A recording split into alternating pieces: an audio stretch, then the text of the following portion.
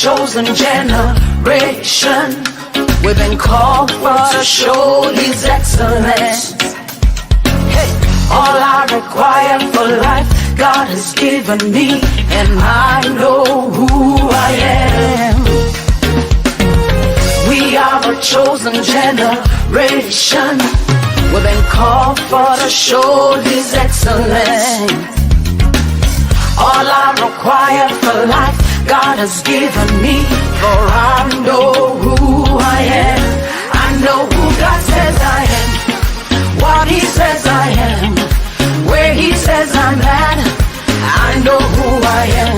I know who God says I am, what He says I am, where He says I'm at. I know who I am. I'm working in power, I work in miracles, I live a life of favor, for I know who I am.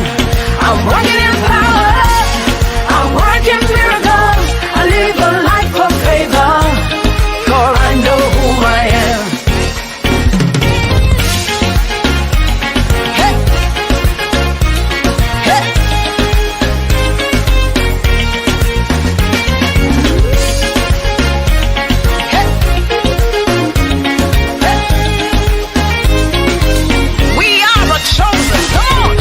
We are a chosen generation. We've been called for to show His excellence. Yeah. All I require for life, God has given me, and I know who I am. We are a chosen generation. We've been called for to show His excellence. All I require for life, God has given me.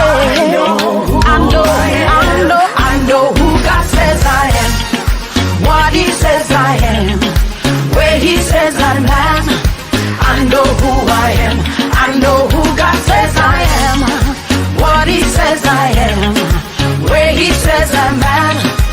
I know who I am. I'm working in power, I walk in miracles, I live a life of favor, for I know who I am. I'm walking in power, I walk in miracles, I live a life of favor, for I know who I am. Everybody shout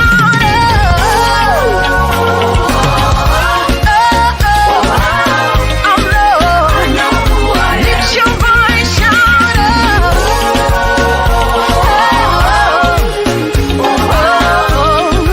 I know who I am. Wave your hands, shout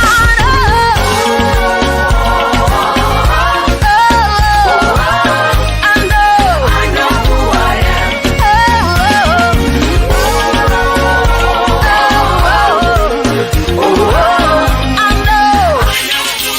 What are you?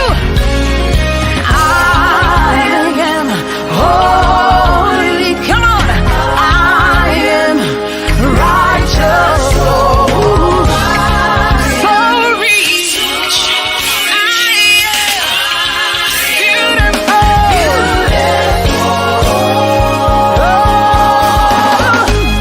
I'm walking in power, I walk in miracles, I live a life of favor, for I know who I am.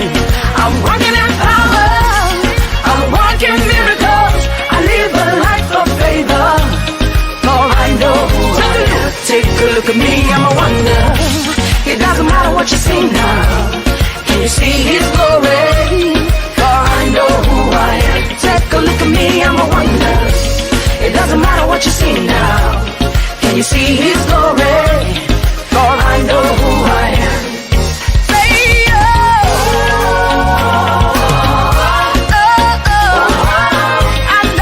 I know who I am. Lift your voice, shout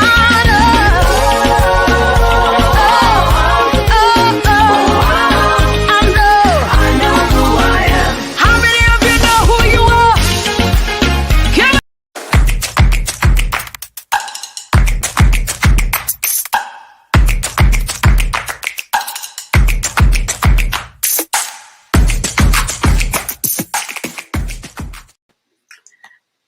Hello, everyone. Good afternoon. good evening, good morning, wherever you're watching me from around the world. I welcome you all to this special edition of the AGGSOGA Chit Chat, proudly brought to you by AGGSOGA. It's an honor and a privilege to be the moderator for today. If my voice is audible to you, please leave me your name and location in the comment box. I would like to give you a shout out. And also, if you have not shared this video, please go ahead and share right now so we can have more people participate. We're going to learn, we're going to share, and we are also going to grow from this session. For those of us who might be wondering who I am, my name is Seun AGGSOGA class of 98. So if you are a member of the class of 1998, please give me a shout out in the comment box and I will call out your name.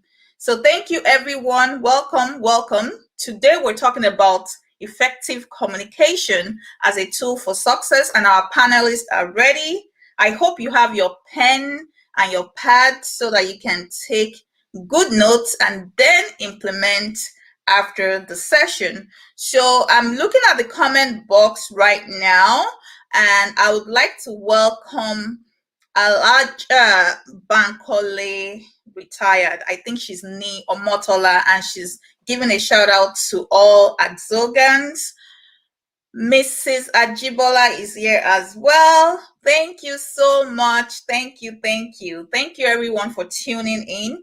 Please, if you have not shared this video, I would encourage you to go ahead and share right now. Also, if you have not subscribed to this channel, please go ahead and subscribe to this channel as well. Good evening, Madam Yinka Gray. Thank you so much for tuning in. Thank you so much for tuning in. Right now, I am going to play the school anthem. And if you still remember the anthem, just sing along. And we'll be right back after we play the school anthem. All right. Abeokuta Girls Grammar School Anthem. Dear AGGS. On the hills of Abeokuta, 'neath the sky of blue, stand the halls of AGGS gloriously in view. Dear AGGS, dear AGGS, there for us to see. You will stand beloved forever through eternity. Can the girls that thou hast brought up honor bring to thee? Onward, upward, ever striving, always loving thee. Dear AGGS, dear AGGS, there for us to see. You will stand beloved forever through eternity. Dreaming of the days we spent there, lingering we renew. Still with love and hope we cherish memories of you. Dear AGGS, dear AGGS, there for us to see. You will stand beloved forever through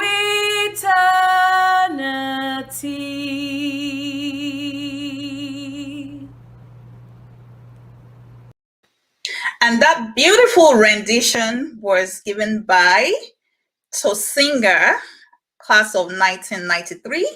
And if you see her, just say, good job, Tosinga. Anyway, if you're just joining us, welcome once again. My name is Seun Akinloton, class of 1998. You're here watching Effective Communication as a Tool for Success. And today, We have 3 panelists from the class of 1979, class of 1992, and class of 1998. So I'm going to start by reading their profiles so that you know who we have on board today. Our very first panelist is Mrs. Kemi Akanbi. She is also known as Miss Kemi Iroju Williams, and she finished from AGGS in 1979.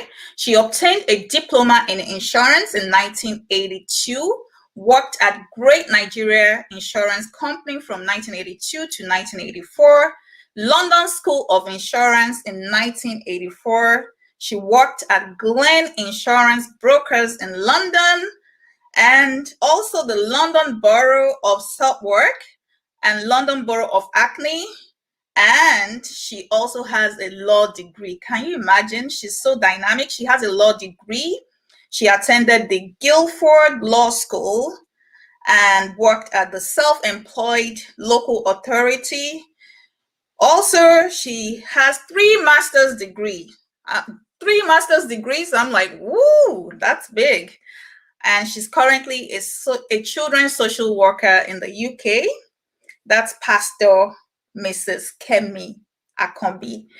Our next panelist is Mrs. Oluwaseun Olagunju. She was also known as Miss Oluwaseun Aruwajoye. She's the class of 1992.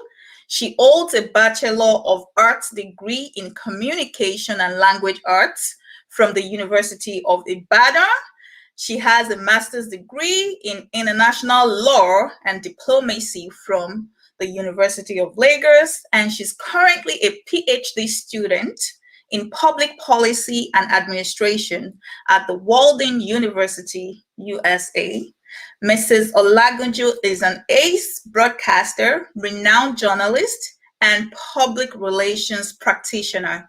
She began her career at Broadcasting Corporation of Oyo State, and from there she moved to the Ogun State Broadcasting Corporation, popularly known as OGBC back in the days. She also worked at Dare Communications before she moved to NTA. Mrs. Olagunju was appointed as the General Manager, Public Affairs of the Transmission Company of Nigeria in 2013. And she was also appointed as the director in May 2015. This is in recognition of her outstanding dedication to work. She is currently head of corporate communications at the Bank of Industry. After her appointment in 2018, October 2018, she's the recipient of several awards and commendations. Our third panelist for today is Mrs. Funto Oderinde. She was also known as Miss Funto Oluwatola. She's AGGS class of 1998, up 98 set. I'm biased, right? She holds a Bachelor's of Arts in English Language and Literature from the University of Lagos and a Master's in Human Resource Management and Employment Relations from the University of Hertfordshire, where she bagged a distinction and the Governor's Prize for Outstanding Performance.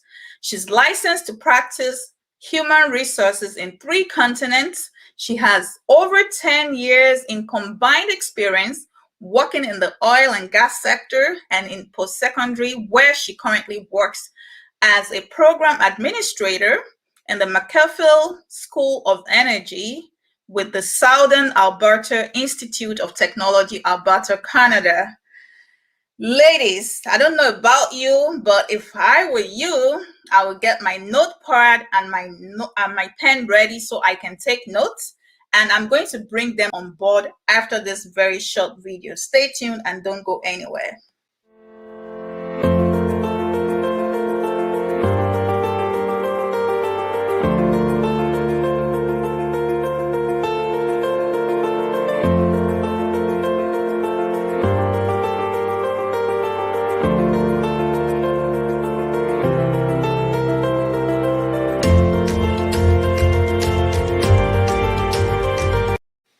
Hello, everyone. Welcome, Pastor Kemi. Welcome, Mrs. Olagunju, and welcome, Funto. Welcome, everyone. How are you all doing today? Fine, thank you. Very well, thank you. Awesome. Good to be It's here. good to have you on board. Thank you so much for being here with us today. We're looking forward to learning from you. So we're going to get started. Could you please say a little bit about yourself? Maybe something I missed out when I was reading your profile. And we're going to start with Pastor Kemi. Oh, hi. Thank you very much. This is absolutely awesome. Yeah, you said a lot of things, and just to say that I'm a pioneer member of the AGGSOGA London, UK, and as a matter of fact, we started AGGSOGA, the first AGGSOGA abroad, offshore Nigeria.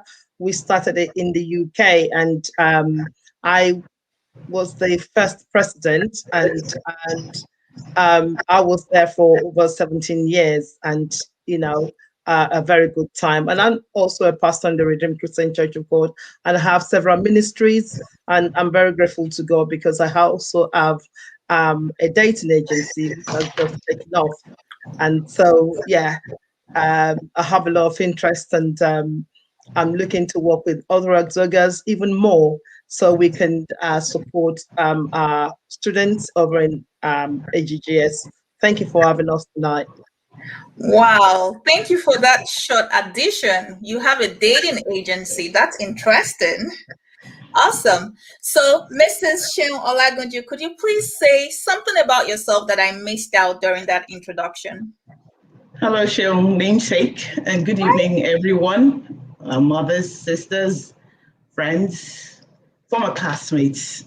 It's nice to be here with you all. Well, my name is Seun Olagunju Shenwaru when I was in school, like Seun said. Well, I guess I'll just add that I'm a girl child advocate, and I'm a mentor to many women and girls at work, because that is actually really lacking in our society now.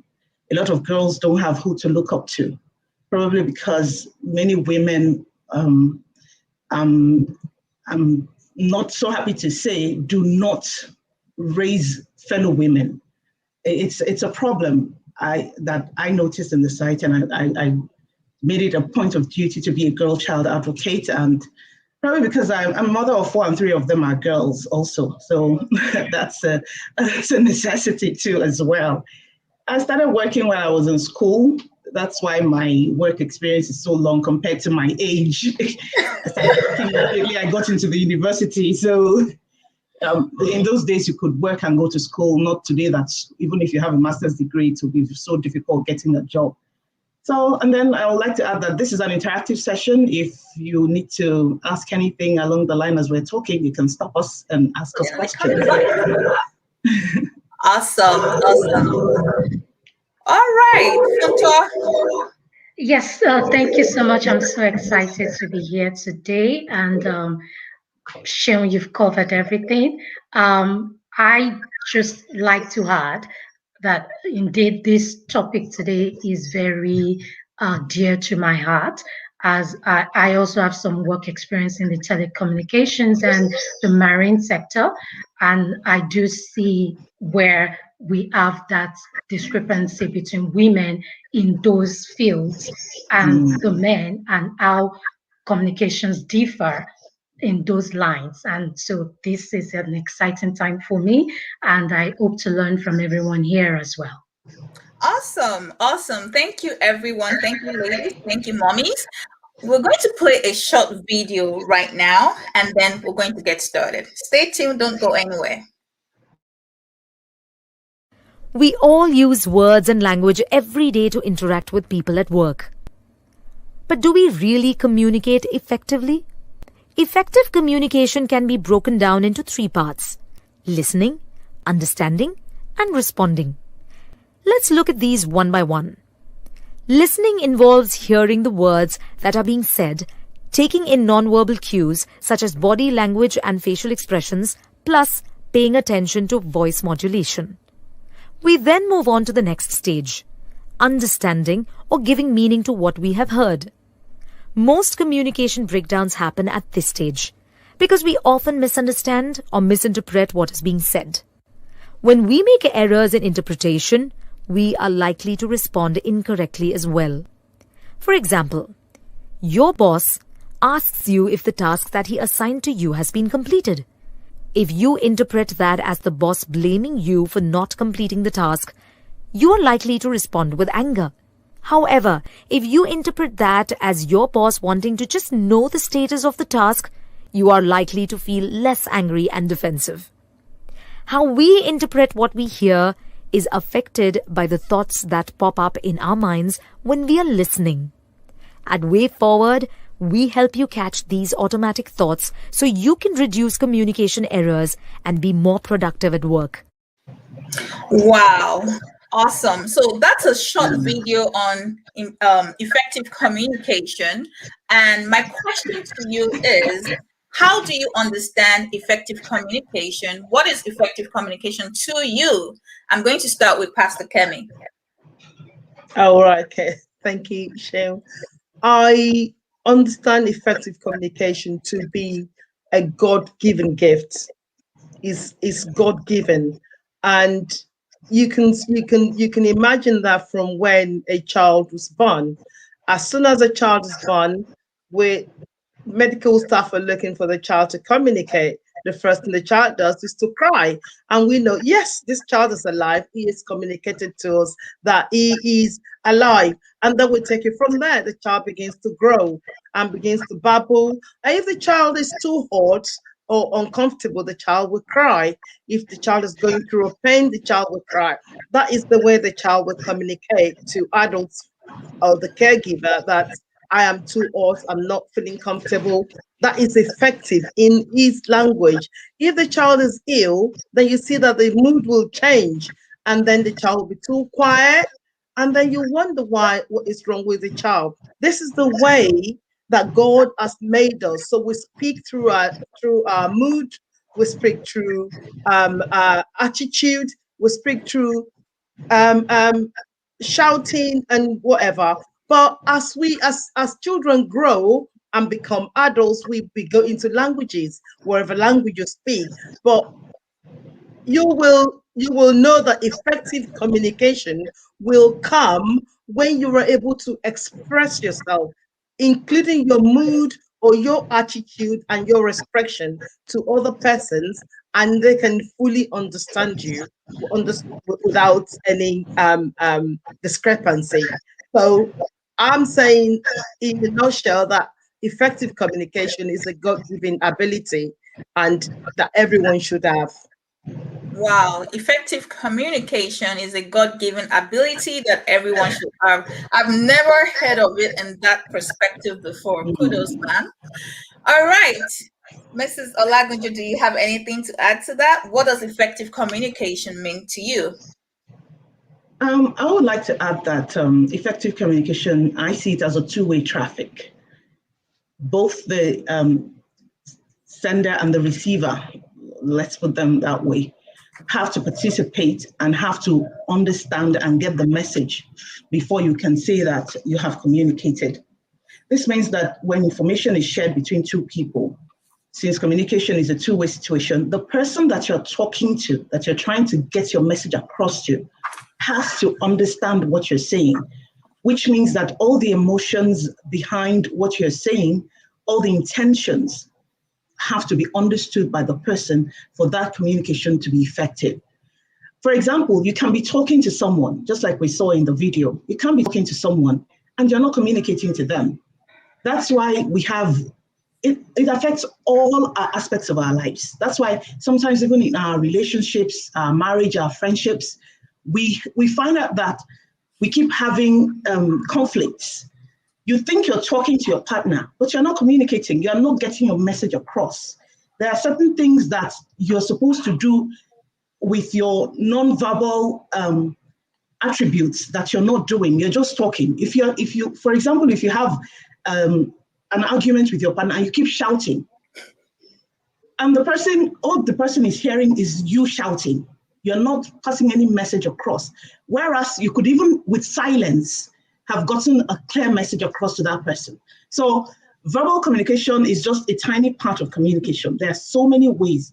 I'm sure we'll get into that later. So yes, sure, absolutely. The thing is that communication has to be between two people and both have to be the person sending the message has to be able to get through to the person who's receiving the message. In that way, effective communication has taken place. Wow. So I'm hearing effective communication is a God-given ability. I'm also hearing that effective communication is a two-way traffic. So I want to hear Funto's perspective. What does effective communication mean to you? Thank you, Seun. I totally agree with both speakers. And as much as I agree that effective communication is a God-given ability, as we grow older, the skills to manipulate and the skills to make use of the God-given ability is up to us as individuals to develop. And that is when it comes into the scenario of it being a two-way traffic, sender and receiver. And based on what Mrs. Olagunju has said, it is important to know your audience. So if you're talking with a child, the way you communicate will be different.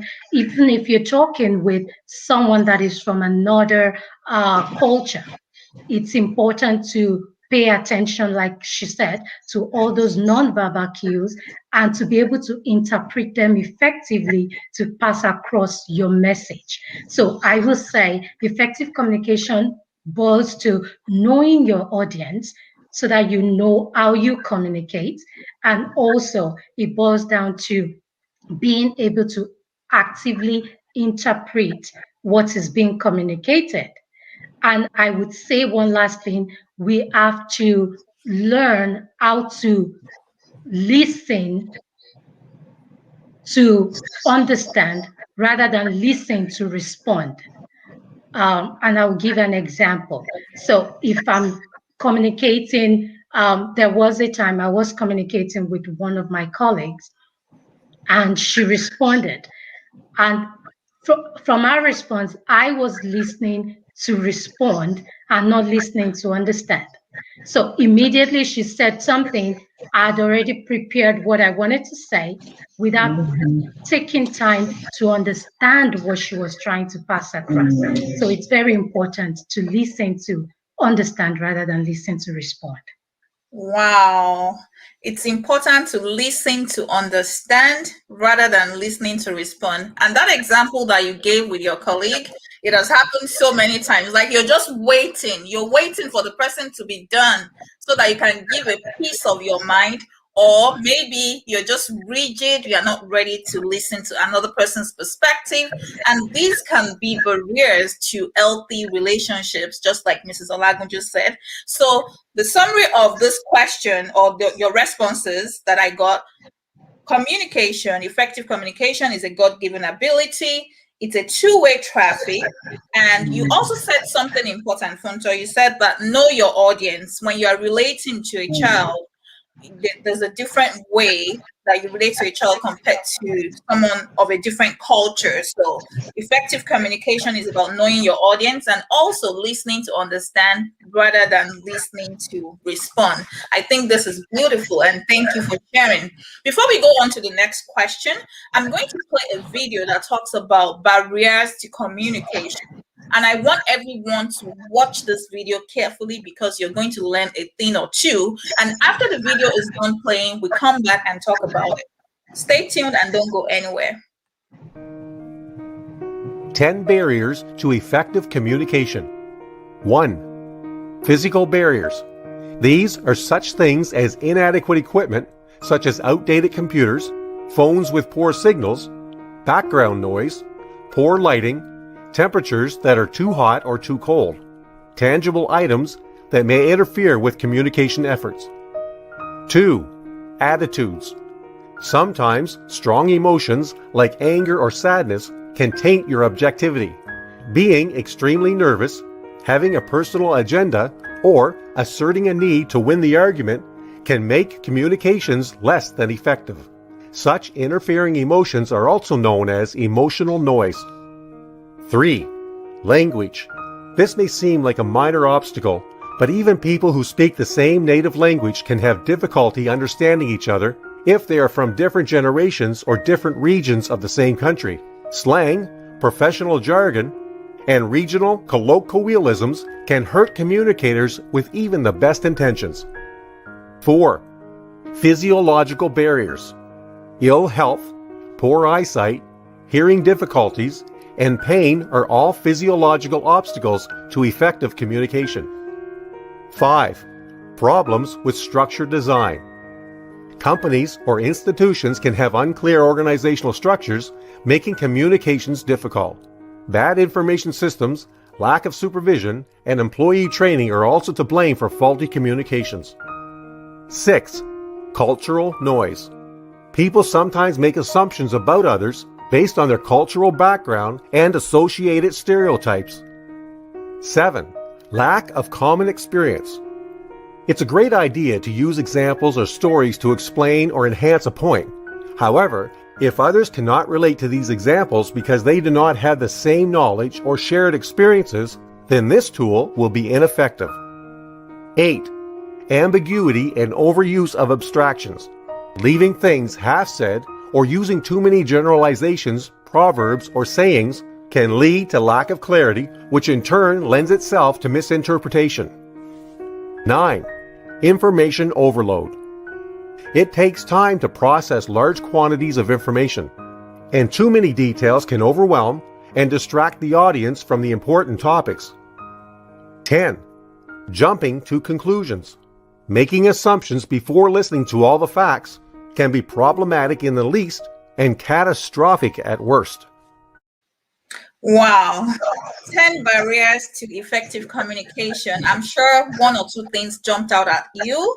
I played this video to emphasize or to highlight the importance of learning how to communicate effectively, because this is something that affects all areas of our lives, be it our careers, our businesses, our families, and friends. So my question now is, poor communication skills can make relationships go sour.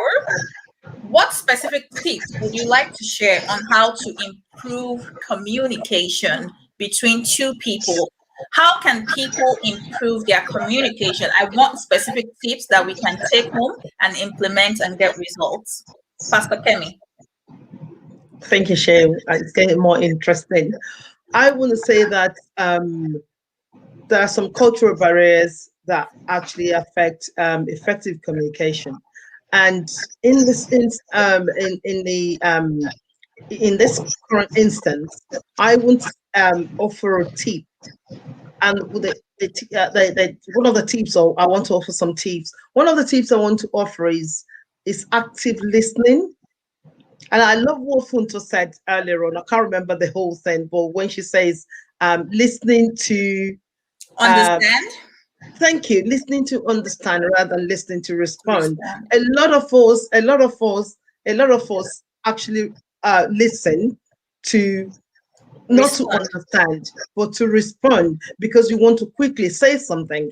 And as a result, we make wrongful assumptions.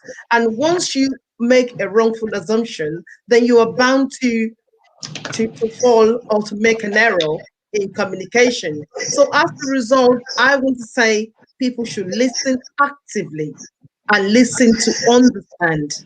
And where possible, ask questions. Don't make assumptions. And assumption making is one of the things that cause a lot of hostility in the workplace, in workplaces, at homes, in churches, in mosques, in society, because we are very quick to make assumptions. Rather than make assumptions, we should ask questions.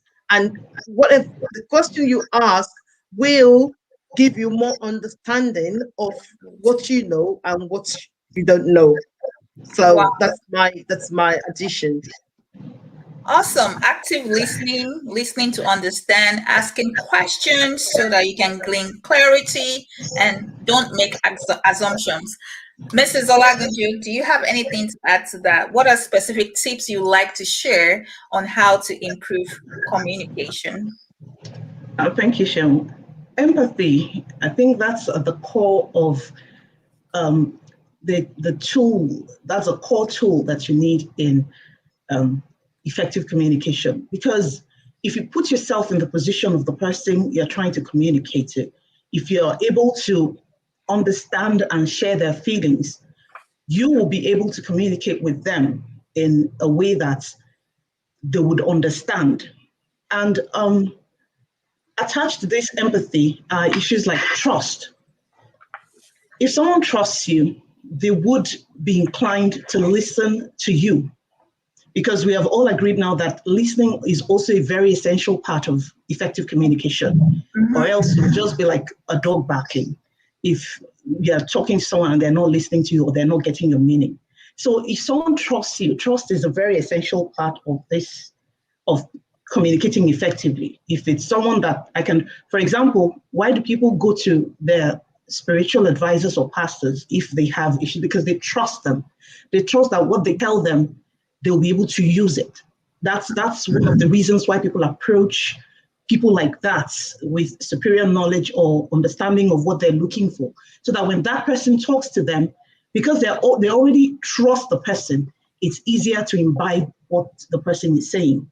There's also the issue of respect, which is also like related to trust too. If you respect someone, if it's someone that you put in high esteem, the person is likely to communicate effectively with you, because you do not want to, because they say respect is reciprocal. So you don't want to lose this person's respect as well. So you want to listen and be able to imbibe what the person is trying to communicate with you.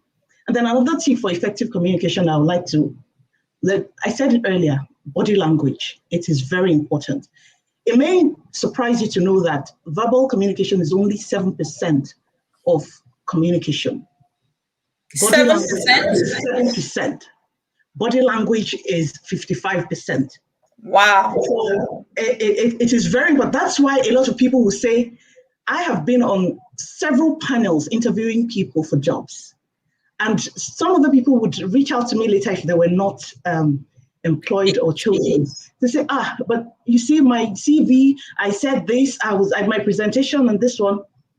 If it's someone I can talk to, I'll say, but your body language was saying a different thing.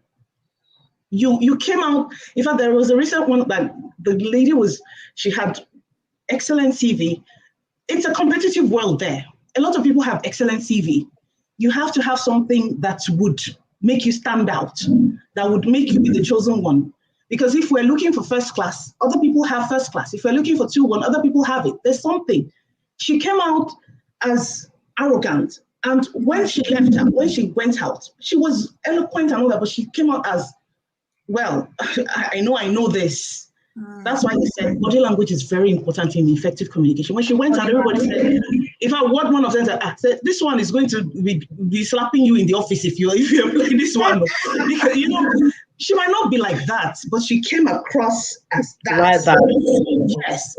Then your vocal intonation also. Some people, when they don't know the difference between talking to an employer and talking to a mate and talking, you have to be able to know who you're talking to. Because the way you talk to your mother or your father is different from the way you talk to your friend.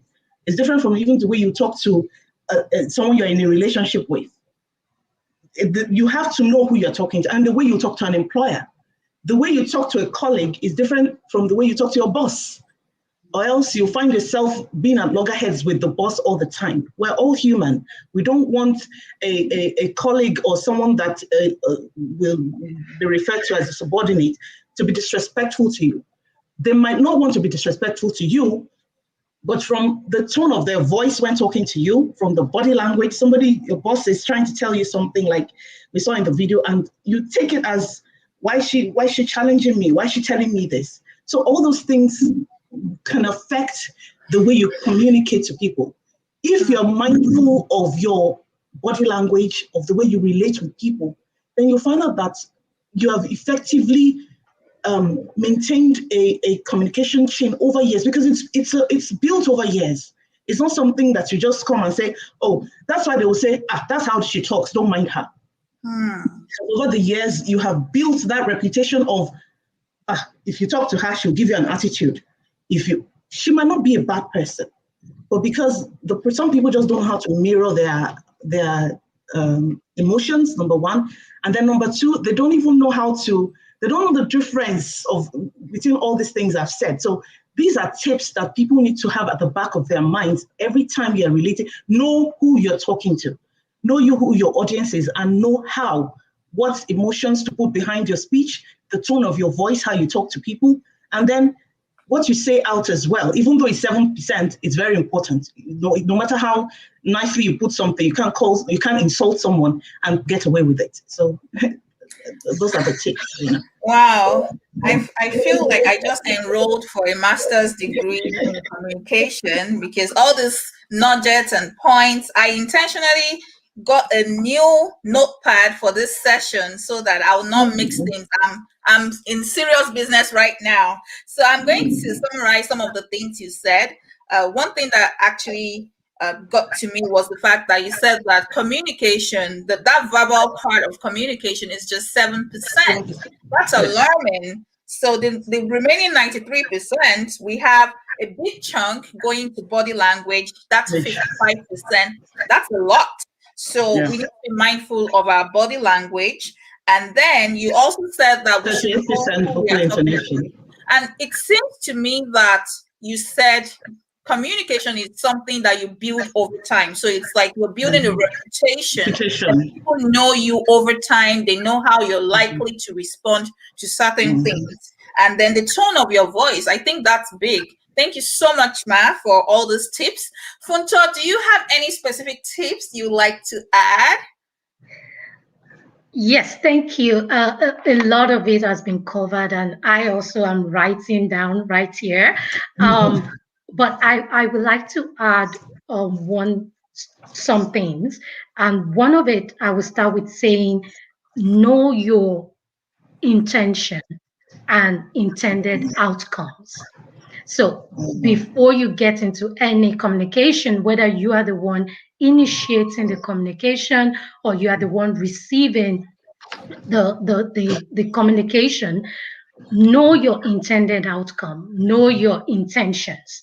So if someone is coming at you, maybe you didn't initiate the communication, someone is coming at you with a query, or they feel you've done something wrong, and they come at you with that attitude, with that tone, and with that language. You as a person, if you've built over time, which is why I guess we are having this conversation, learning to know the intended outcome that you want out of that conversation. So if someone is coming at you with anger, what do you want to take out of that conversation? What impression do you want to leave with that person? Do you want to leave angry as well? Do you want to leave with a person to understand you? Or do you want to leave that scenario with a win-win situation, even when you are being wrongly accused? So knowing your intended outcomes from every conversation before you even go into it will help to come out with a result that is pleasing to you as a person. So if it's a skill that we all need to build, and taking all of those information that has been given by Pastor Akanbi and Mrs. Olagunju will help to achieve that. Also, I would say using coming to a conversation, learning to be more responsive than to be reactive also helps. Whether you're communicating with your bosses, whether you're communicating with your subordinates, with your colleagues, with your family members, and with general public at large. When you come into a conversation with the intention that I will try my best to be responsive rather than to react, helps, because then it will guide how your own psychological presentation at in that relationship, in that conversation will go. Wow, this is great. Know your intentions and intended outcomes, And effective communication is a skill that you would have to build over time, learning to be more responsive than reactive. This is great. Thank you, everyone. So to our next question, this is about the workplace, and especially as women, up until now, nobody was talking about equality in the workplace. And, as women in the workplace, whether you're a professional woman, even maybe you're trying to get a business deal, women are often bypassed compared to men, often bypassed. So what tips would you give to women to be able to give them that confidence to ask for what they want, whether be it asking for a raise at work or asking for equal compensation for equal amount of work done? You'll be surprised. Some workplaces, they pay men more than women for the same amount of work. Like, you're doing the same work, you're having the same outcomes, but the man is still getting more pay than the woman. So what specific tips would you like to share with us today, with us women, to ask for what we want, especially in the workplace? Pastor Kemi. Hi, Shane. Thank you. I'm actually enjoying this conversation. Yes, this is a very good question, and it's something that is at the the heart of what we do, and which cuts across all generations, and especially our background coming from a girls' school. One thing I noticed, and one thing that women should not do at work when you're communicating about whatever you want to ask for, you want to make a presentation, or you want to ask for something. One thing you should not do is to be emotional, because when you become emotional, when you include emotions in whatever you're doing at the place of work, then the whole thing is wrecked, because people will not be able to separate your emotion from your request. So the first thing to not do is not to be emotional. And like, women are very emotional, where that's the way we're created. But we have to learn to separate our emotions from our requests, separate emotions from your business. And secondly, women should build the strength not to present themselves as if the other people, the workplace is doing them a favor. No, you're working to get compensated at the end of the day, in form of a salary or your remuneration. So you should not present yourself as if they are doing you a favor. No. And when you do that, people take you for granted. So I will give those two, and this applies to every sphere of life. Maybe in the community, you're a volunteer, or you are within a voluntary organization, or within a group outside of work. Situations do arise where you have to do the asking, and when you do the ask, please don't call a pity party. Present your request and separate your emotions, and and making sure that you don't present yourself as if you're asking for asking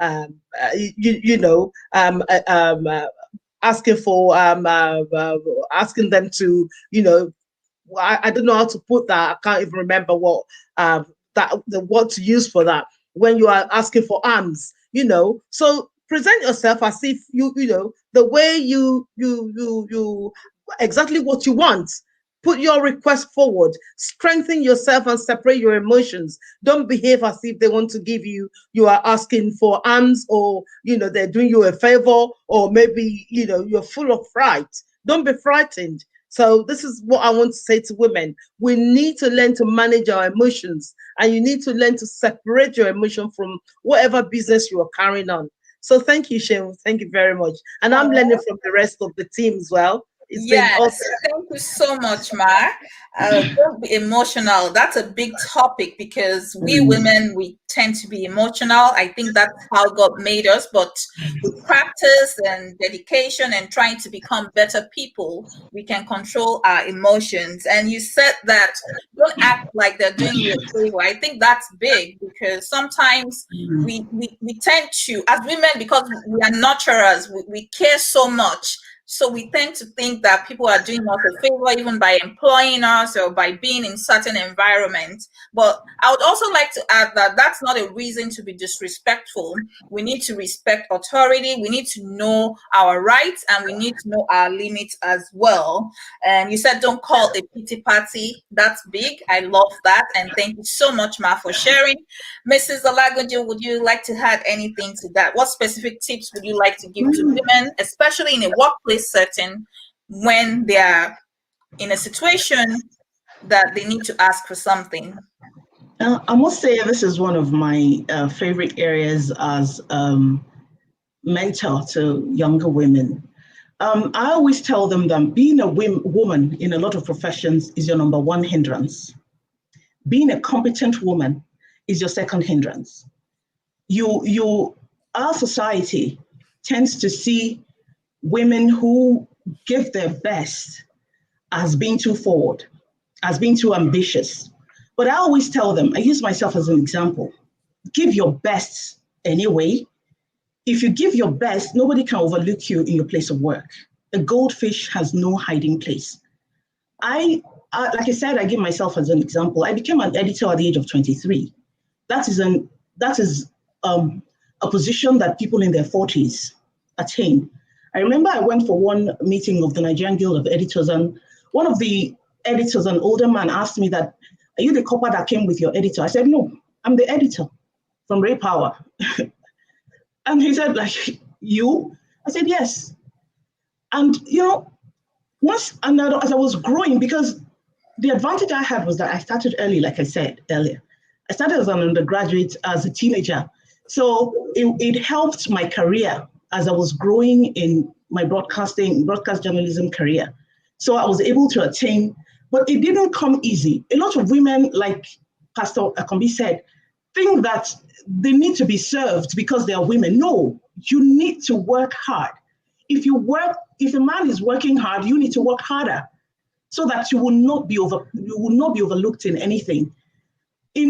For example, if a position is open and you and someone else or some other people, and they put you there, nobody will say, why are you putting a woman there? They will be able to say, oh, she works very hard. That's my example. Say, oh, yes, she deserves it. She works really hard. I mean, I became a GM before I was even 30. And it's not because of anything, not because somebody liked me somewhere. It's because I worked extra hard. I would work for hours. In fact, I remember my young children would always say, we never see mommy. And I would tell them, I'm building a career. Once I have any little time, I make sure I compensate them for it. But when I'm working, I am working. Women need to understand that you have to give your best to your profession. Nobody is going to hand you anything on a platter of gold because you're a woman.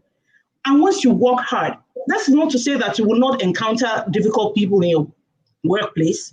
There would always be those people. But then, if the advantage you would have is that if you're a very hardworking person, everybody will say, oh, she deserves it.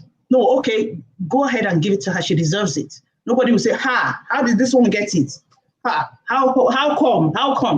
And once you put yourself in a position and people say, how come? Then that means you have not earned that position. That is why people will look at it and say, women have come. How did she get there? Maybe one Oga, maybe one. No, you should give the extra. You should always, as a woman, just know it at the back of your mind, like I said at the beginning, is that being a woman is a number one hindrance. A lot of people, especially men, once a woman is their boss, I live in northern Nigeria. You don't know the mentality, and that's not to put them down. It's our culture. It's the culture there. Having a woman as a boss is like it takes something away from. So having a woman who doesn't deserve that position is considered as an insult. So you have to give your best to whatever it is, so that you don't have to even have a reason to go and be saying, I was overlooked. A goldfish has no hiding place. If you have given your best now to what you asked, and then you know that you're a hard worker, you deserve it more than the person they are given because that person is a man and you are a woman, then you can now table your grievances. Yes, you can table it. Say, oh, these are the proofs. This is what this. See what it. If it's an organization that does, there's this thing that they do every time that they give you, they check your performances. If employee performance review. Yes, review. Then you can say, oh, look at my marks. Look at his marks. Why does he deserve this? I mean, you can speak with confidence. It will not be then that it's because I'm a woman and he's a man. No, you will speak with confidence. Say, see my marks over the years. See my performance over the years. See my reviews over the years. I deserve this. Then you will have a voice then, but not because you're a woman and you think that everything should be given to you on a platter of gold. No, you have to work hard. Wow. Give your best. I love a goldfish has no hiding place. I'm going to write that down, frame it, and put it on the wall. Yes. Thank you so much, Ma. And being a woman is your number one hindrance. That got me thinking. Yes, because that's your gender, and people don't even expect you to be there anyway. Some people believe that women should be home taking care of the kids. Your children. When they see you at the workplace, it just becomes a problem for them. But with hard work, when you work hard, then it's hard for people to resist you. Thank you so much, Ma. Funto, what would you like to share, especially from the perspective of being a diasporan? So what would you like to share in regards to women asking for what they want at work, building that confidence and stepping forward and saying, hey, you know what, I deserve this? Yes, thank you. And thank you to all the other panelists. I would like to add that it is all over the world. And maybe I will give you a couple of statistics. The glass ceiling is still there. It's been broken, but it's still there. For instance, in Canada, 87% of men get to be paid higher in the same type of work, and that is 87% of the time. And we have that. I have statistics for Asia. I have statistics for Africa. It is still there. We are gradually breaking those barriers, but that patriarchal way of thinking that has been from time immemorial is still there, and it's been broken. Now, to specific things to do when a woman wants to ask, I would say always take time to write out your wants. Pastor Kemi said, do not bring emotions into it. When you take time out to write out your wants, it helps you to remove the emotions behind it. And you're writing out your wants, according to Mrs. Olagunju, it will be based on your worth, on your achievements. It even gives you time to be able to analyze what you've done, what you're still doing, where you want to be. That gives you time to also do your research to find out what you are worth, even in another organization, in another industry. So when you take time out to write your wants, it helps you to codify, to quantify your desires. It helps you to quantify the things that you deserve. And it helps you in being able to communicate it to the people that will listen. Another thing that I would say is that, like Ms. Olagunju said, have tangible examples. Be assertive in a very diplomatic and polite way. Now, I would say this. It is indeed true that being a woman might be seen as an hindrance, but it is also a positive in the sense that we, as women, to some extent, we tend to be more diplomatic when we are communicating our wants. And diplomacy is not coming across as begging for what you deserve. It is coming across in a very professional way. So, for instance, my kids know that if they feel they deserve something, or they feel, and I will give you an example. My kids felt they needed a pet. They did a whole list of the reasons why they should have a pet. And then they drew up a contract of how, if they get a pet, their own responsibilities, our own responsibilities as their parents, and how they will even get the money to take care of the pet. So we could not, and then they did the research, of course, on the type of pets that they can afford and the qualities that each pet has that will not make it to be a burden to me as their mother. So those are the type of things that I have taken from the workplace and I've brought it home to my kids. If you feel you deserve this, then learn how to codify it, how to write it down, how to present it, so that I will see your points and I will appreciate your points. And recently, a colleague of mine asked for a raise. And by the time she came out of that conversation, the manager said to her, "You are not as great as you think." Wow. Wow.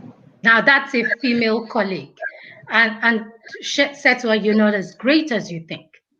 My colleague went back and sat down and said, "Okay, let's examine this communication."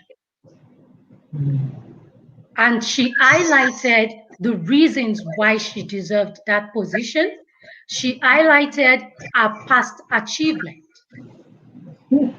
This colleague of mine is now a manager in one of the big fours, because that conversation galvanized her to sit down to check what other organizations are doing and what she's done, how that tallies with other organizations. She's now a manager in one of the big fours. So learning as a woman to put down what you want and then being able to communicate that is a very good attribute.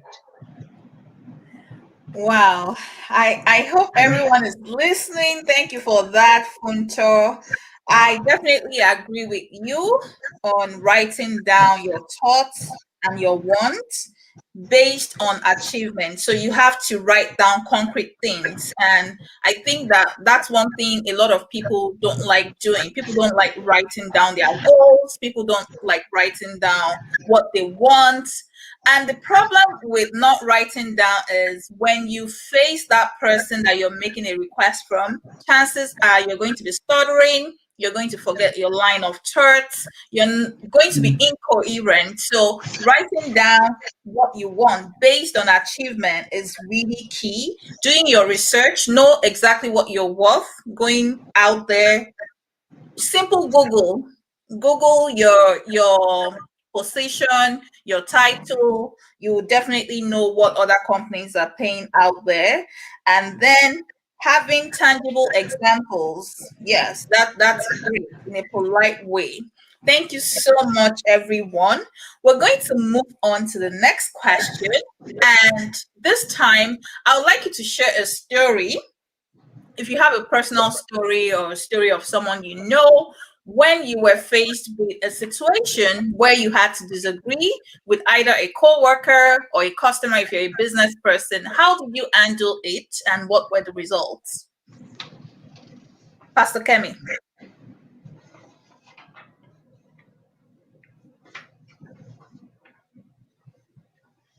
Believe that we're enjoying this conversation as we go along. Yes. Well, I've had times and times and times that I've come to disagree with people, and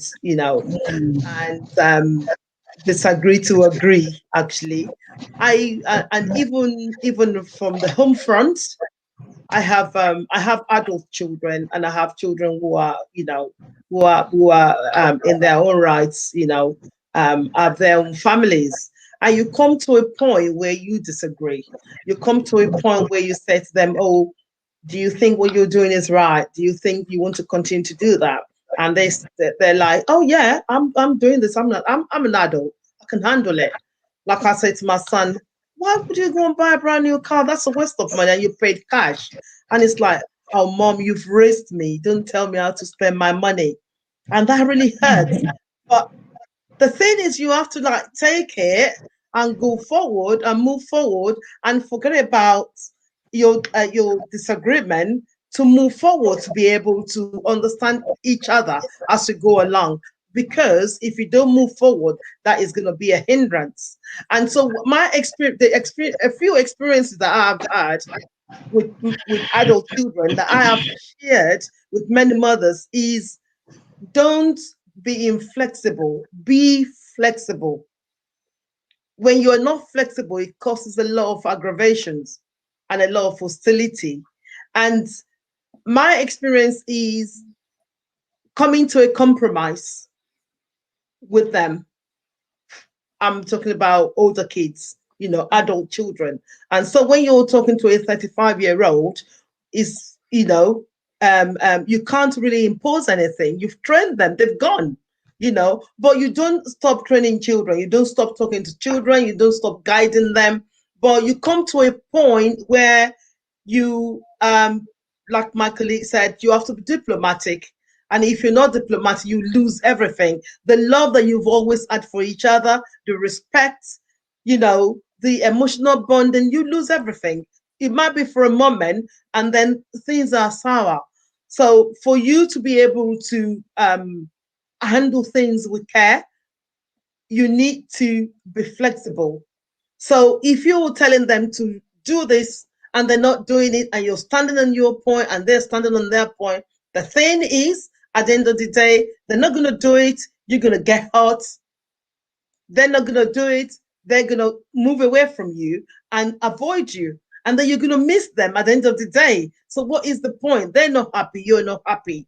So the first thing I do is to be flexible. In the church, you deal with a lot of people. You don't know where they're coming from. People are hurting in their backgrounds. They have emotional hurts. They have psychological. Some people are damaged from their marriages, or they've been hurt by things that happened in their past. They've been traumatized. And so you want to enforce rules within the organization, or within a church, or within an area of society. And you're not looking at people's background, or being flexible. It's not a one cap fits all. Thank you. Thank you so much, Ma. Flexibility is definitely key, and I agree with you about that. Mrs. Olagunju, would you like to add anything to that? Do you have stories, personal stories, or stories of friends and family that you like to share with us? Oh, numerous ones. So many times there's no way you wouldn't disagree with people, because we all have our minds, which came from birth. We have different perspectives of different things, of issues. That's why even in a marriage, you disagree with your spouse. In a relationship, you disagree with your partner. I mean, you even with like Pastor said, your child that you gave birth to, you disagree with them, with your child too. So there, I worked in a newsroom. It's a deadline meeting, constant deadline meeting. The news can't wait. Once it's time, it's 9 o'clock, it has to go. So people, we fought all the time. People disagree all the time. Everybody's saying you do this, everybody's running around. But I think disagreements linger because of ego. We shouldn't allow disagreement. There's no way you would not have disagreements. That's why even a child that can't even talk, you want the child to stay here, the child wants to come here. That's a disagreement. You have to have a meeting point. Halfway. Guys have to meet halfway. So I think we have to forget our ego and be flexible, like Pastor said. That is what will help in reducing disagreements and then making them go away. If we don't bend sometimes, and everybody wants to be right, everybody wants to say my opinion is the right one, then you find out that you're losing friends, you're losing family, people are running away from you. That's why they call some people, oh, he's too stubborn, he's too opinionated, he's too, he does not bend, or she does not bend. I mean, when you keep having that kind of, then people will be moving away from you. You keep having disagreements with everybody. Two principles. Yes, two principles. That's the word I'm looking for, ma. Thank you. Unyielding. Yes, unyielding. I always tell people that the way we were raised, we cannot raise children of nowadays like that. They would run away. They would leave home and then tell you, because so many things have changed. In fact, there's a difference of 10 years between my third child and my last child. And the older ones will tell me, Mom, this is not the way you raised us. It's different from the way we are raising him. And I'm like, I can't raise this boy the way, because he would, once I said don't do something, he would ask me questions. They didn't dare ask me some questions. In their days. He would ask me, but why? And I'm like, this boy is asking me why. You know, time is dynamic. Things are changing. We have to change with the times. You can't be rigid and expect that disagreements will just go away. That's why I've seen, even in marriages, the husband is saying, I'm the man of the house. The woman is saying, yes, if you are the head, I'm the neck. We have to, I mean, then they would not talk to themselves for days, and then some will fester and fester, and then it will end in divorce, when we could have even solved it with communication, effective communication. Back to our topic. You could just say, okay, we're reaching a compromise. The Yorubas will say that, let me try and translate that. For a tall man to prostrate for a dwarf does not make him a dwarf when he gets up, which means that you can stoop to conquer. You can stoop to achieve whatever it is you want to achieve at that time. It doesn't make you a lesser person. In fact, it makes you the stronger person. The person who can compromise is the stronger person to me, because you can use that power a lot. Let people think that you're stupid, but you're not stupid. You're using, that's your power of being able to bend, to be able to say that I can let you have this at this time, or I can let you have it at all the time. Not that you're stupid. You know what you're doing. And then when that tension has gone, you can go back to that person and say, oh, but what you did the other time, I really didn't like it, but I didn't want us to fight, or I didn't want this to get out of hand, that's why. And then you'll find out that the person will say sorry to you. It happens even with children.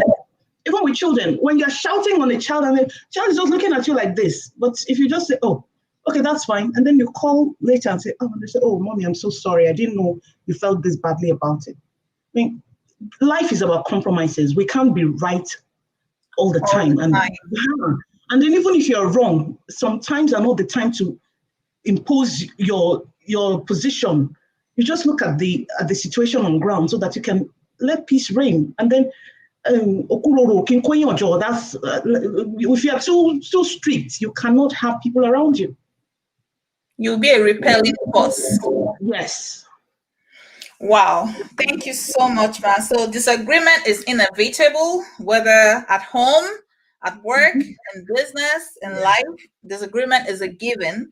But what makes a difference is for us to forget our ego, just like you said, and we need to start giving up our need to be right. We cannot be right 100% of the time, and stoop to conquer. That is a timeless advice, whether you're dealing with your children, you're dealing with your husband, friends, boss at work. Stoop to conquer. This is amazing. So Funto, I'm coming to you right now. What specific tip would you like to share about how to resolve disagreement? Okay. I will give an example. sometimes in February when, and that's February 2020, when COVID really started. I was privileged to be part of the health and safety committee at my place of work. And we were discussing what our next steps should be. At that time, people didn't fear it, or we had not known much about it, although it had begun to take grounds. So I raised the point that we needed to start emergency measures, and and a lot of people then felt it was all a hoax. Everybody felt, oh no, this thing is not real, it's a conspiracy. Whether it was conspiracy or not, people were getting sick, and as an organization, I felt we needed to start prepping for that. We needed to start having some policies in place. We needed to at least safeguard both our employees and our clients. A lot of voices, I'm one of the younger people at my place of work, a lot of voices didn't agree. And what I took away from that meeting was the fact that I needed to be more informed about what we were going through. I needed to have more tangible examples. I needed to have clear-cut ideas on possible policies that we needed to put in place. So what am I saying? I went out of that meeting taking time to step outside of myself and my own thoughts and beliefs, taking time to remove my emotions about the topic, and also trying to find a way to help others remove their emotions from the topic. Where I live, there is a lot of belief in our fundamental human rights, and where nobody should trample with that. So all of that, by the time we had the next meeting and I had already put all of that in place, it was an easy sell. So I believe this helps in a lot of conversations that have the potential to become a conflict. And so my tip here will be, try to remove emotions as much as possible. Though conflict is inevitable, but how we handle conflict is what leads to communicating effectively. So taking your emotions out of it as much as possible, taking yourself out of that conversation and coming back to it. There is no shame in that. Saying, can we please have this conversation another time? I feel I'm getting upset and I don't want to upset you. Or can we table this? I see that you might be getting upset as well. And even if you are not, I am. So can we come back to this and set a time to come back to it? All of those, I feel, helps both in personal lives and in the organization as well.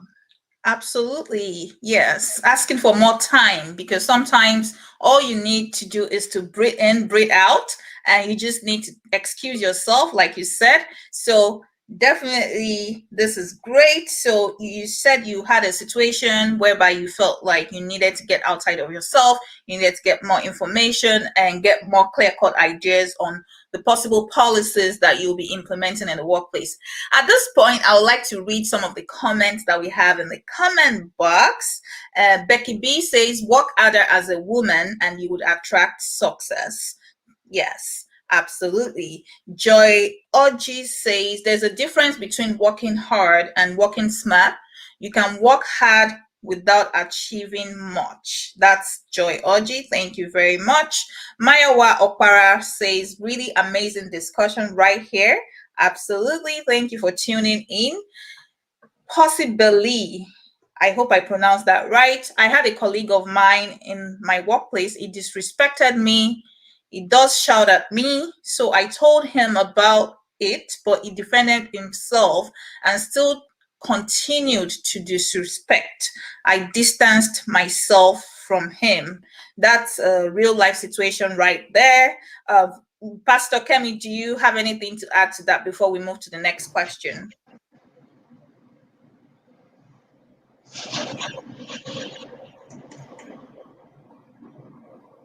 Sorry, Seun, I didn't get that. All right, so someone left a comment and said that someone shouted at her at work and the person continued to disrespect her, and at this point she has distanced herself from that person. So I was just asking if you have anything to add to that. Like, do you have tips to share with her, especially when you are being disrespected? I think one of the questions we're going to address is also harassment at work, how to deal with that. But I had already skipped that question because our time is fast spent. Absolutely. I think what I could add to that is that you cannot all the time remove yourself from it. It will not stop that disrespect. You need to address it. Okay, you've been to him and he has not desisted from doing it. He carries on doing it. So there is another step. You need to go a step higher. And the step higher is to either send him an email, which is a recorded message to say that you've been doing this, I've spoken to you, and you continue, you persist in doing it. And you begin to use evidence against them. Not in a formal Your way. network, ma. It's like your voice is breaking. I can't hear you well. Sorry. It's okay. Okay. I just said that it is important that when you have that kind of situation, you don't always walk away from it, because it will not stop that person doing it. You have spoken to this person and they persisted in disrespecting you, then you need to send them a recorded message, like an email, to build an evidence against them so you can take it further. It's always good to take things like that further because you are together. He will continue to do it. And so there has to be a stop.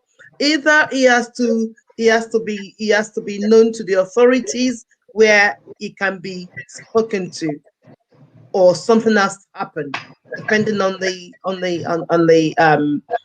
policy of the organization. Awesome. So there you have it. Make sure you're documenting things and make it official. Send out an email. Is that what you said, Ma? Right? That's yes. What you said. All right. So we have another question in the comment box, and that question is by Bumi Adelabu. She says that, must you shout at all to pass a message across to your subordinate at work? I'm going to give Mrs. Olagunju an opportunity to answer that question. Oh, no, you mustn't. It's so disrespectful shouting at anyone, not even a child. I said it earlier. I mean, it sends a wrong signal. It puts people off immediately. Once you shout at someone, there's something that happens. They block whatever it is that you're trying to say to them again, because they're trying to block the hurt, the aggression from you. So whatever it is that you're saying after that is being blocked with your high voice. So you don't have to shout. I mean, shouting should not be part of anything that you use at work. It shouldn't be. If except maybe in an informal place, maybe like a newsroom, like I said, where we know that our shouting are just, they're not serious. Everybody's just, oh, get this, oh, you got this, everybody's shouting everybody's name. But if it's a disrespectful kind of shouting, no, it's a no-no for me. You don't want to do that at work, because all these kind of little things count against you when there's an opening. I always tell people that I mentor, I said, see, you have to, it's like a bank. Whatever you do at your place of work, you're depositing, it's like depositing money in a bank. When you're going to, like doing thrift, when you're going to pack it, you'll be surprised at who is watching. You'll be surprised at who has been watching you, who has been documenting informally what you've been doing. So if you are the one that will shout at people and nobody will talk, they'll be looking at you. When there's an opening, I always tell people that if you are disrespectful to your boss, when they're going to the meeting, when they're going to the management meeting to talk, you will not be there. It is the person's opinion of you. That is not to say that there are no bad people, but you try your best to be a model employee so that when somebody is going to put in a word for you, when you're not there, they're putting the right thing, they're saying the right thing about you. If you have somebody, you have like the person that someone mentioned is always shouting at her. If that person comes to a meeting that you are not there and says something about you, what you have deposited before with others would count for you at that time. If out of like 10 people, only one person is speaking bad of you, then they'll look at that person like, are you sure this is the same person that every other person is talking about? So that's why you avoid things like that. Not that people will not get on your nerves. There's no way that wouldn't happen. I mean, there's no way. We're all different people. We came from different homes. So there's no way. Just have it at the back of your mind that once you start working, people will get on your nerves. But you have to compose yourself. You have to handle it professionally. You can't be lashing out at people at work. Awesome. So at this point, we'd like to go on a short break, but don't go anywhere because when we come back, we're going to continue this interesting conversation. Stay tuned. Good evening, great AGGSOGAs. My name is Yeye Otumba Adetolazan, the National President of AGGSOGA. I'm inviting you to the global conference. If you have not registered, please register for the conference. We need you, we need the togetherness. AGGSOGA needs you. We promise you lots of fun. We are going to walk around the town in our t-shirt and face cap. We're going to visit our royal fathers and we are going to visit the motherless babies' homes and present them with gifts. We promise you free eye screening for those who would like to check the health status of their eyes.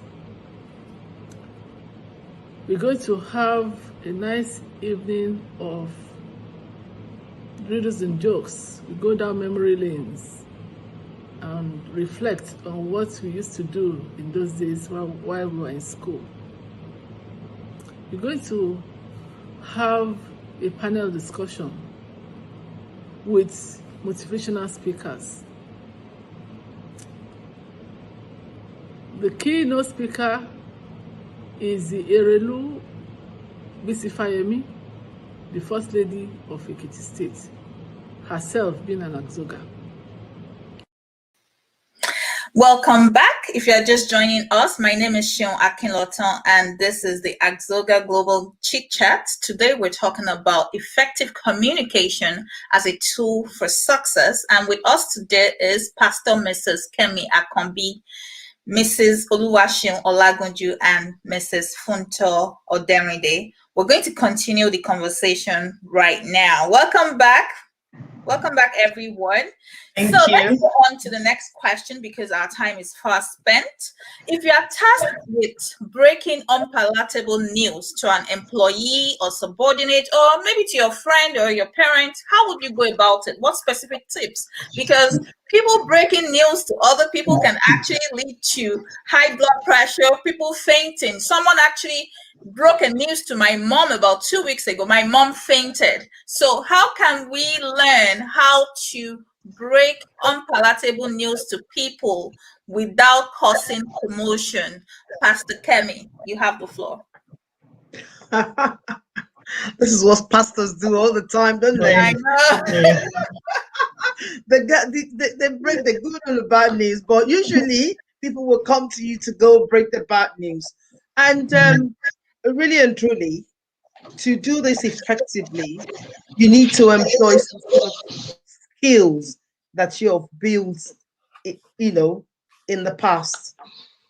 And what I have done in the past to make this successful is to first of all, get that person into their own habitat, natural habitat or their own environment where they will feel relaxed. And sometimes, usually we'll tell family members to come around. Maybe, for instance, you want to break the death of, a mother to a child. We'll tell the husband to be around. If they have older children, we'll tell them to be around. And if, say, for instance, I want to go there, and it's usually good not to do this kind of thing over the phone.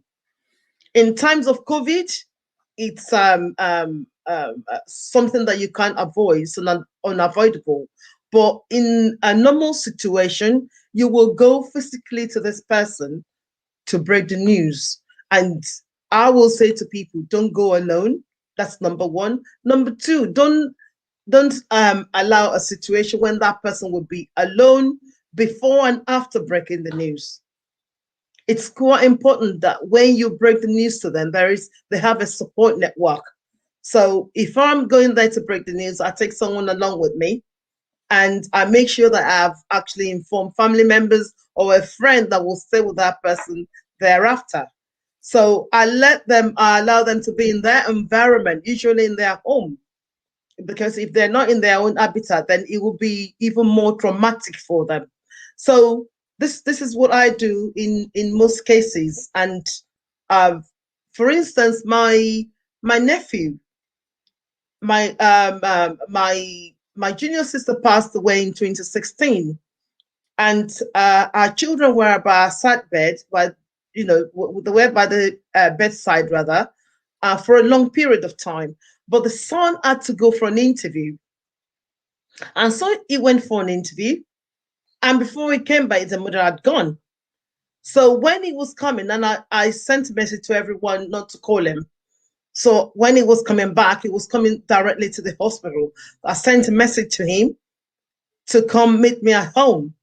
So he came to my house. That was a bad plan because my house is not his environment. So when he came and we sat down, we were talking, I said, I want to say something to you. And as I said that, I moved closer to him, held his hand, and I broke the news, and it just stood up and walked out. That was reflecting on that, that was a bad thing to do. He has siblings. I should have invited his siblings. Reflecting on that, and that has informed the way that I carry out these things, because this is what you do, from time to time. So that has informed the way that I break news to people, such unpalatable news, to people in the kind of work that I do, and whenever I find myself in this kind of situation, it's important. Wow.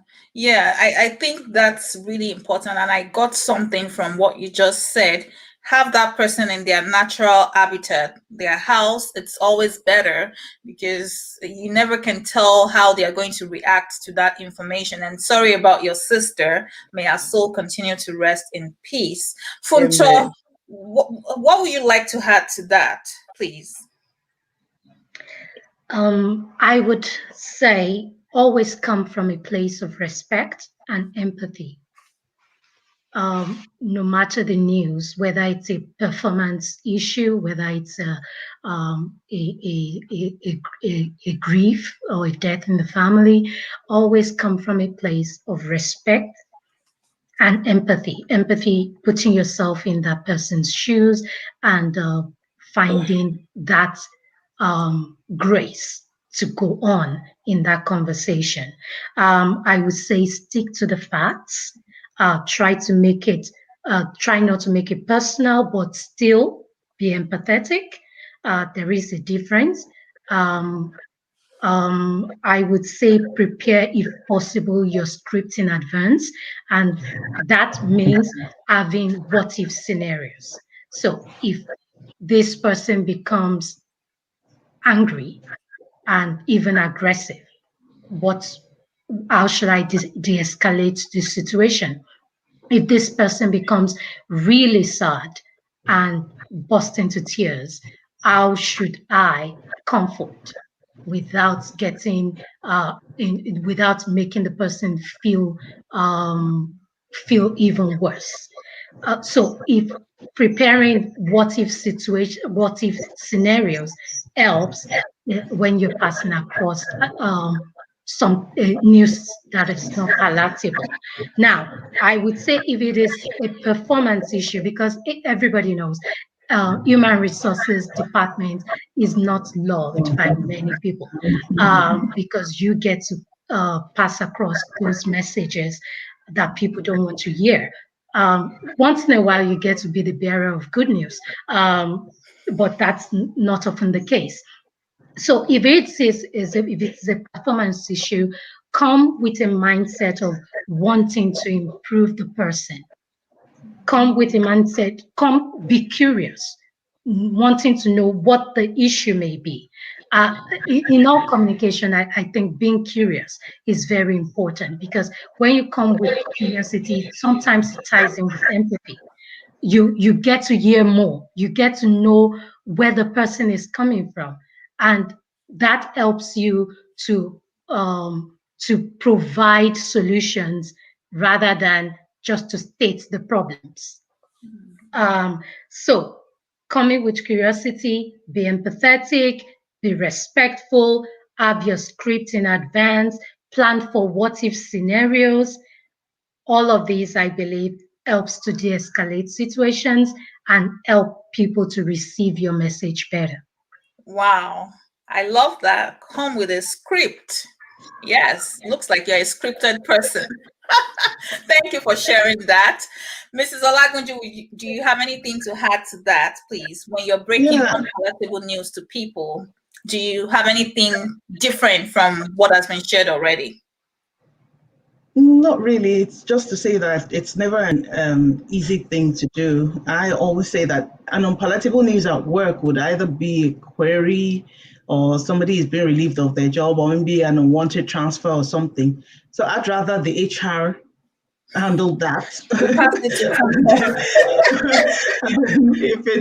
if it's someone that one could talk to later, you'd be like to lighten their burden,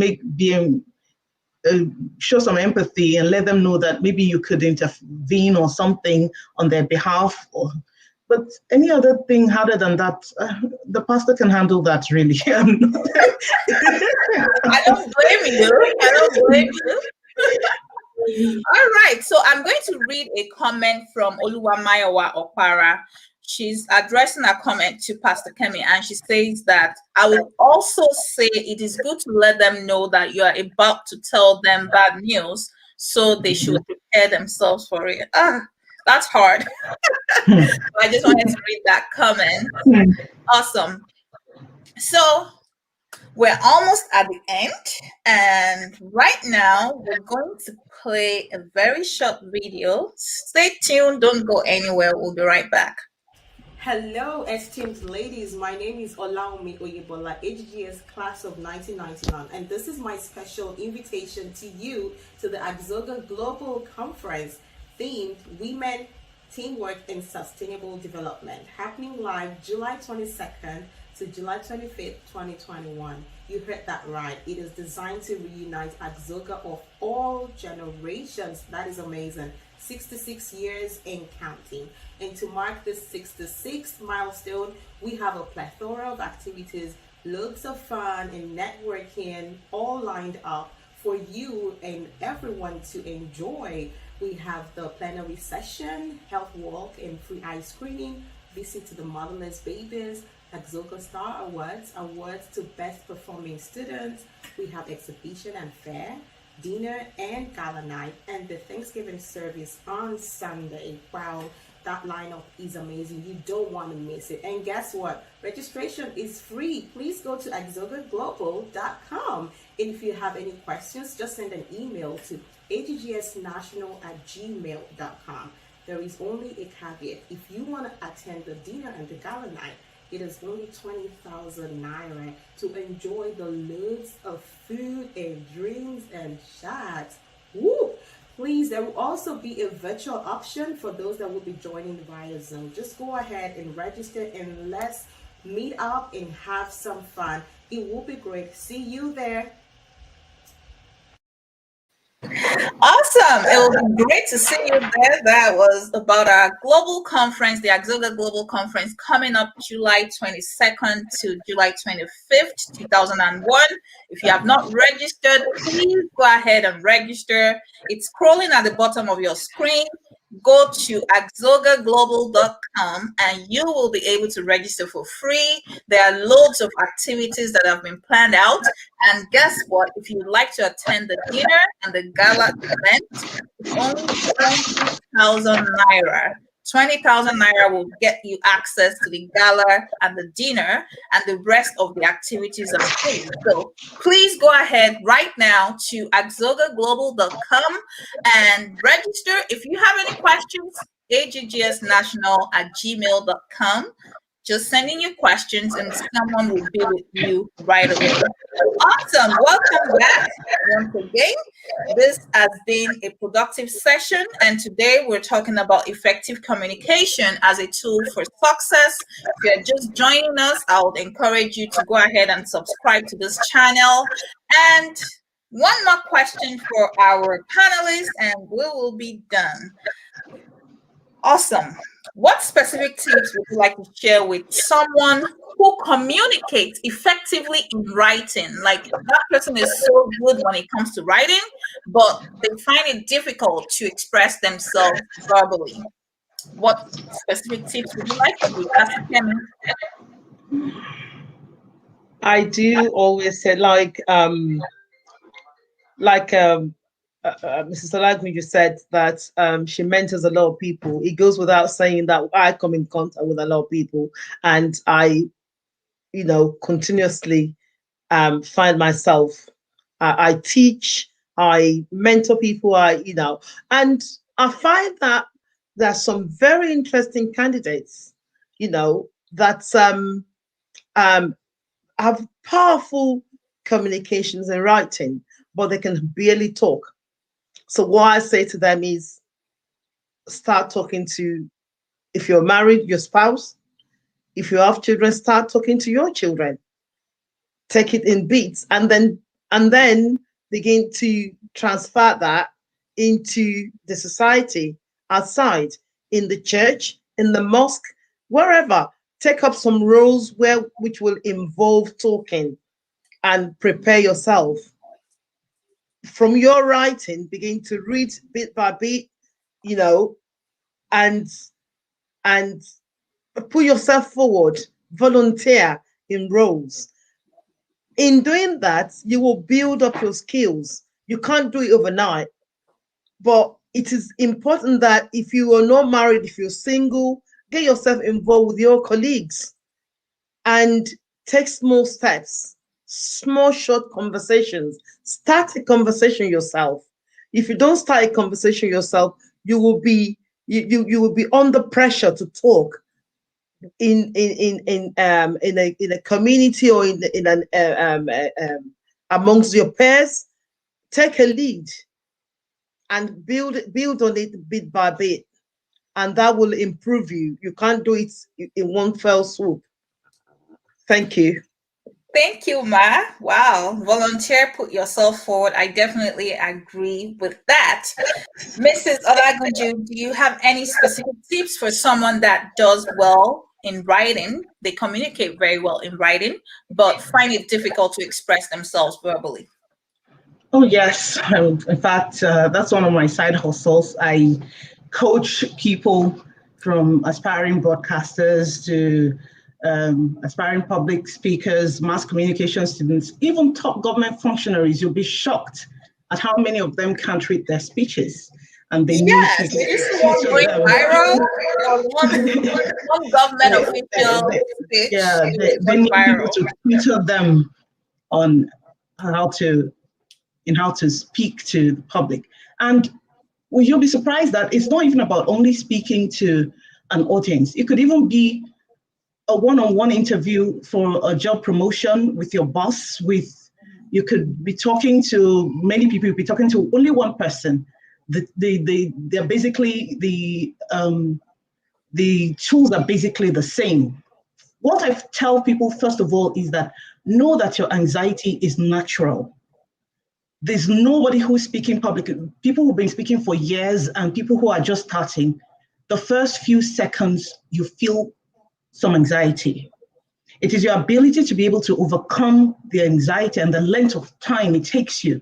That's what makes you a good communicator. Because some people, once they want to face a crowd or someone and their heart starts beating fast, they lose it. I'm afraid. No, it's natural. It happens to everybody. Even those of us who go behind the camera are not seeing people. People are the ones seeing us. The first few seconds, you are nervous. It's a natural phenomenon. Everybody goes through it. But I say seconds because it's just 1 or 2 seconds. And then once you get into it, once you're comfortable in it, you forget all those things. The other thing I tell you is that if you know you're the nervous type and you're not getting over your nervousness, please avoid eye contact. If you're talking to a crowd, avoid eye contact, especially with people you know. You don't want to see, if you flutter at the beginning, you don't want to see the disappointment in the face of a loved one in the audience. So just look above people's heads so that you can regain your confidence. Because once you flutter, you make a mistake, maybe at the beginning because of your nervousness, and you see somebody's face that you love and they're like a frown or something, a reaction, it can destabilize you throughout your speech. So you want to avoid looking eye contact with people, especially those you know, or those you know can give you a feedback immediately. And then also know that mistakes are natural too. Everybody makes mistakes. You could have written that. In fact, you can be reading a speech or talking off the cuff and you skip, you make a mistake. Please get yourself together and continue. Everybody makes a mistake. Don't crucify yourself because you have made a mistake. And then if you have to speak even if you're speaking to a boss or something, you can jot down things. It's normal to refer to the things you've jotted down so that you can juggle your memory. And then finally, you talk about time. It takes time to build confidence. It's not something you do in a day. It takes, that's why even in broadcasting, they'll tell people to sit in. Once you've been auditioned, you've been employed, they'll tell you sitting with an experienced person for a period of time so that you can build confidence. So when you have now built your confidence, then you can start going on forward from then on. Wow. Beautiful tips. So anxiety is natural. Avoid eye contact so that you won't see the disappointment in the face of someone you know. Take time to build confidence. And the biggest one for me is that mistakes are natural. Don't beat up yourself for a clarification, please. Yes. Avoid eye contact at the beginning if you're nervous. Because once you have gotten yourself together. All right. It looks like we're having technical difficulties with her. Funto, do you have anything to add before we call it a day, please? Yes, I would say you have to seek to understand what the issue is before you advise someone. Before you advise, seek to understand what the issue is. People have different insecurities. So it could be confidence, like Mrs. Olagunju said. It could be an esteem issue, either some self-esteem issues, some body esteem issues. It could be that some people are introverted, some people are not assertive. So we have to understand first what the issue is before we can say this is a tip I will give to you. But I noticed that practice, like everybody has said, practice. It helps. Toastmasters is a good place to start to build public speaking confidence. So you can join them. It's free to join to some extent, I believe. And you just get to practice public speaking. You get to see people speaking publicly. It really helps when you immerse yourself in such environment. I volunteer with what we call English conversation partners, and all we do is converse with different people from different nationalities that want to build up their English speaking skills. And we talk about different things. We talk about anything, and it helps them to build their confidence. It helps them to know how to use those colloquialism, those connotations. It helps them. So those are ways that you can improve your public speaking abilities. I would also like to now say here that, hey, you're not the only one in that shoe. Like Mrs. Olagunju said, some greatest people of our time were not good orators. I would start with, let's say, Moses in the Bible. Apparently, he wasn't a great orator. I would say Benjamin Franklin, my sister pointed that out to me. He wasn't a good speaker, but he is till date regarded as one of the greatest writers of our time. He was to become one of the most effective statesmen, one of the most effective scientists and influencer of our time. So all of these things take practice to get to that point. And as we use all the tools available online and everywhere, and even with family members, like Pastor Kemi said, or colleagues, then you get to that point where you are more confident in your public speaking abilities. Absolutely. Thank you so much. So you're saying that we should understand, seek to understand before we seek to advise. Practice, practice, practice. Know that you're not the only one. And you also give examples of Moses and Benjamin Franklin. From me, I would just say, just in case you don't have anyone to practice with, maybe you're single, you live by yourself, get in front of your mirror and start practicing. You know, when you go in front of your mirror, you can practice and you can get better. Definitely. Thank you, everyone. This has been an absolute pleasure having you on board, listening to your perspective. I have definitely gained a lot. I am going to watch this video again because sometimes as the moderator, you tend to miss some things. So I'm going to watch this again, and I encourage everyone not just to see these as passing time. Take the tips and apply it in your lives so that you can be better for it. And I wish everyone well. And before we go, I would like you to tell me in 30 seconds, if you have anything else to say, 30 seconds, that's all you got. Pastor Kemi.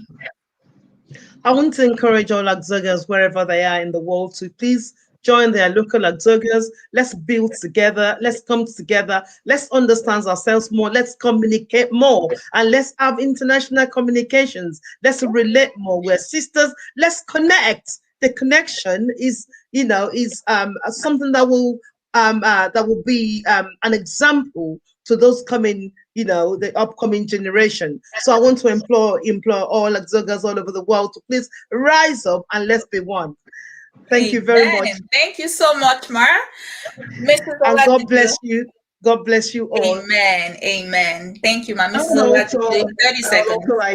I would also like to encourage AGGSOGAs to give back to our alma mater, please. We want to leave a legacy for the coming generation. Our school is a great one. It is still a great one. And also to encourage us women that we can be anything we want to be. If you can dream it, you can be it. Give your best to whatever it is you're doing, and success is all yours. And thank you very much for this opportunity. Oh, thank you so much. I would like to add that Stephen Covey said leadership is communicating others' worth and potential so clearly that they are inspired to see it in themselves. And I believe that can be put in this scenario. Let's go out of this conversation with the mindset that I want my communication to communicate worth to others, whether it's to children, whether it's to colleagues, so that they are inspired to see it, to see their potential. Wow. Thank you, everyone. It has been an absolute pleasure to have you all on board. Thank you, everyone. And from me, I would like to call it a day. Remember, as you go away from this conversation, be exceptional, be intentional, and be on point. Bye-bye.